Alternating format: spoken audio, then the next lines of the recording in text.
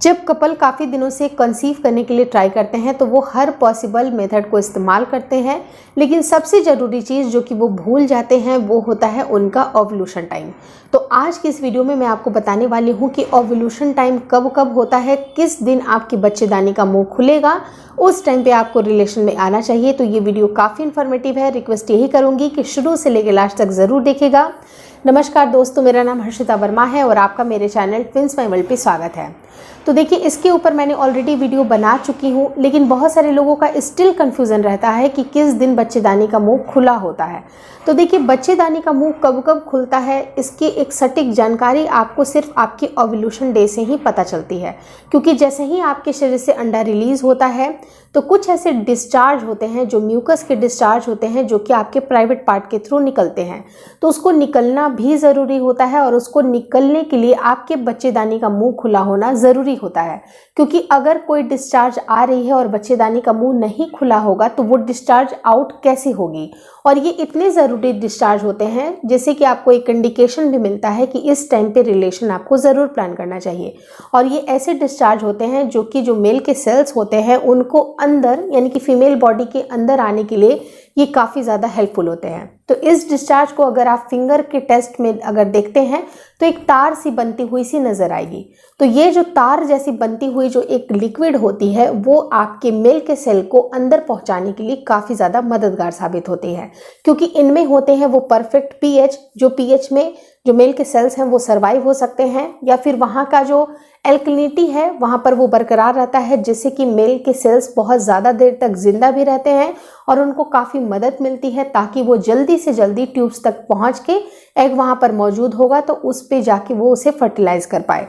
तो ये पूरी प्रोसेस को जानने के लिए सबसे पहले आपको अपने डेज कैलकुलेट करना बहुत ज़्यादा ज़रूरी है कि आखिर आपकी मेंस्ट्रुएशन टाइम कितने दिन से कितने दिन की चलती है। तो अगर आप 2 से 3 साइकिल में मॉनिटर कर रहे हैं तो अंदाजे लग जाते हैं। तो नॉर्मल पीरियड साइकिल की अगर मैं बात करूं, जिनकी 28 से 30 दिन की साइकिल चलती है, तो उनको मानना चाहिए कि आपके 13 या 14 डे पे आपका ओव्यूलेशन होगा। लेकिन ज़रूरी नहीं है कि एग्जैक्टली 14 डे पे ही हो। कई बार ओव्यूलेशन पहले हो जाते हैं, कई बार ओव्यूलेशन बाद में होते हैं। तो सेफर साइड के लिए आपको 2 से 3 दिन पहले और 2 से 3 दिन बाद तक भी आपको रिलेशन प्लान करना चाहिए, क्योंकि जब भी अगर मान लीजिए कि अंडा रिलीज हो या रिलीज होने की संभावनाएं हो, उस वक्त अगर आपकी मेल के सेल्स प्रेजेंट होंगे तो फर्टिलाइजेशन आसानी से हो जाएगी। क्योंकि ऐसा माना जाता है, साइंस द्वारा इसको प्रूव किया गया है कि जो मेल के सेल्स होते हैं उनकी जो लाइफ स्पैन होती है वो 3 से 4 दिन की होती है, बल्कि जो फीमेल की एग होती है वो मात्र 1 दिन तक जीवित रहती है। तो उस हिसाब से आप अपने रिलेशन को प्लान कर सकते हैं। और जिनको बहुत ज़्यादा क्लियर नहीं होता है वो सिंपली ये समझ लें कि 10वें दिन से लेके 20वां दिन उनके लिए हाईली फर्टाइल होता है। तो अगर वो ऑल्टरनेट डे पे भी रिलेशन प्लान करते हैं तो उससे मेल की गुणवत्ता भी अच्छी होगी, जितने भी सेल्स हैं उनकी गुणवत्ता अच्छी होगी, और अगर पहले से एग मौजूद होगा या फिर निकलने वाला होगा उस टाइम पे फर्टिलाइजेशन के चांसेस बहुत हद तक बन जाएंगे।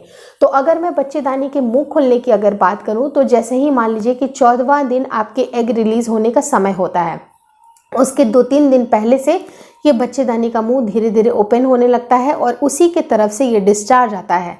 ये डिस्चार्ज एक इंडिकेशन है कि शरीर में अंडा रिलीज हो गया है।